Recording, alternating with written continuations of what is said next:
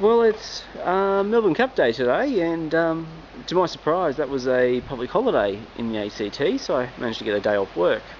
As you happen to know, when I have a weekend or I have a day off, I usually set myself a goal or a target to achieve something around the property, and today's target, of which I've achieved half, it's now 1:30 and I'm about to go inside because it's getting very hot, but I'll come back out and finish up at 4. Is about half done, and today's target was to build a propagating table and to put some irrigation in for pumpkins and comfrey that are in the tyres here. You can see that they're growing quite well, but we've been getting days above 35 degrees over the last week or so, and I'm finding it quite difficult to keep enough water up to them, so I'm trying to automate the system.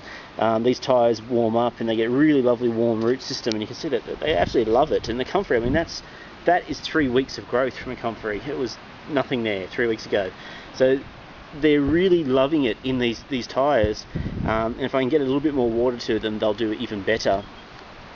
So the way I've decided to do the water for the pumpkins and the comfrey is to just set up a temporary system. You can see here that I've got a poly pipe, 19mm poly pipe running down. It runs down across the steps here, and it'll run up to this tap over here. I have a recycled tap timer that'll go on here, and it'll automatically turn these on at various times of the day, so it'll mean that they'll be watered automatically.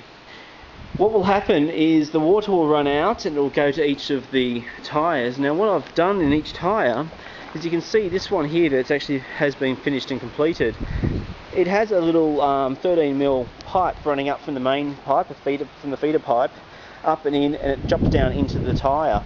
Within the tyre I've actually put this stuff, which is, I've put a circular section of drip tubing. Now this drip tubing is really interesting. It's a 13mm poly tube, much like anything else, but it has these integrated drippers, you can see there, and these are pressure drippers, and they can actually, because of the way they're designed, they can actually go under mulch. So what I've done is I've created a circle like that with these, putting a T-piece in at the end, and I've actually stuffed that circle down into the rim of the tyre, which means that when they do turn on, and I'll probably have them turn on about this time in the day, so that the plants are getting the water at the heat of the day so that they can use it to cope, or maybe a little bit earlier so it's ready for them. But the idea is there's no evaporation, because the water is actually being released from within the mulch, which is underneath the rim of the tyre, so we're not losing any water to evaporation at all, which should make it a very efficient way of watering these guys. And you can see there's some more growth here. So that tyre has now been completed and is finished. Just something I didn't mention is that with that pipe running along, you'll see here that this little grey thing here is actually a water filter. Because it's dam water, I have a filter on the pump, but particulates do get through, so you need something like that to filter out those particulates so they don't clog up the drippers.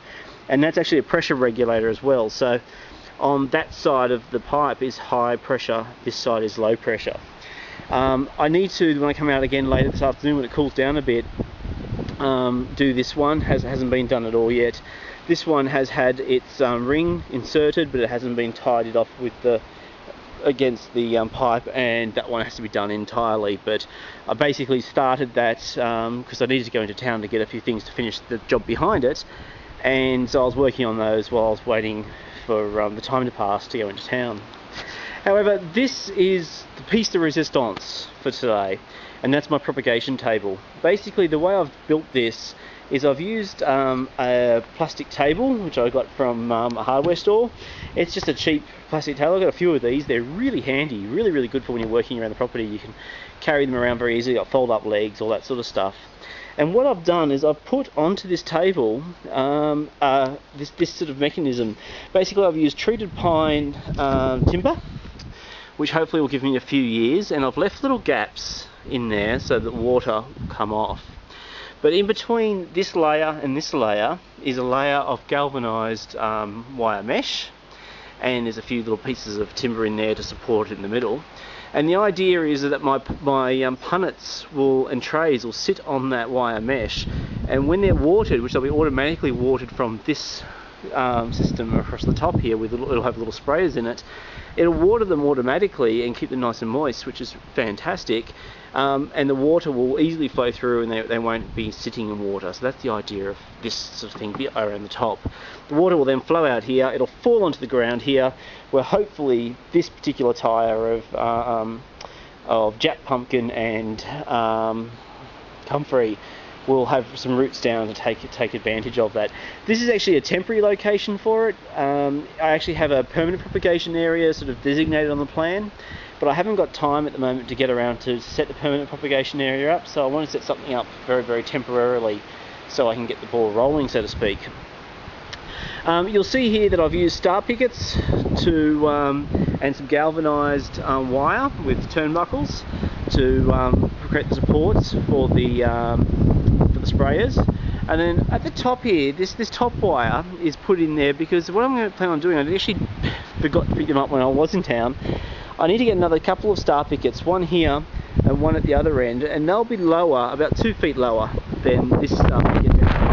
Also have a wire across. The idea is I'll be able to put some 50% shade cloth down the front, and that will help provide a little bit of shade on really hot days. The idea is that you'll be able to put that down and roll that up as needed, depending on the temperature.